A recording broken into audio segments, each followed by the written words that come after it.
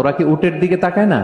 এবং উট হচ্ছে এমন প্রাণী যেটা একসাথে 1 মাস না খেয়ে বেঁচে থাকতে পারে। 1 মাস পানিও খাওয়া লাগবে না, খাবারও খাওয়া লাগবে না। সুবহানাল্লাহ পড়বেন না?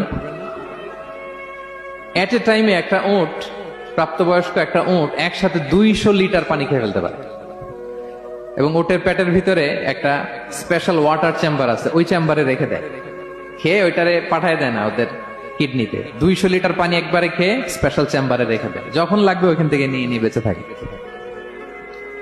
1 মাস না খেয়ে বেঁচে থাকে কি করে? উটের পিঠে দেখবেন একটা কুজ আছে, একটা উঁচু উটকে যদি কল্পনা করেন, উপরে একটা কুজ আছে না, এই পুরো কুজটা হচ্ছে চর্বির আধার। তো ওটার যখন খাবার থাকে না মরুভূমিতে, মাসের পর মাস যখন চলে, ওই চর্বি থেকে এনার্জি নিয়ে সে মরুভূমিতে চলে, সে না খেয়েও বাঁচতে পারে। আমাদের চোখের মধ্যে যেমনি একটা পাপড়ি, এরকম এক পাপড়ি দিয়ে উটকে আল্লাহ বানায় নাই, ডবল লেয়ারের পাপড়ি দিয়েছে, কারণ মরুভূমির মধ্যে চলতে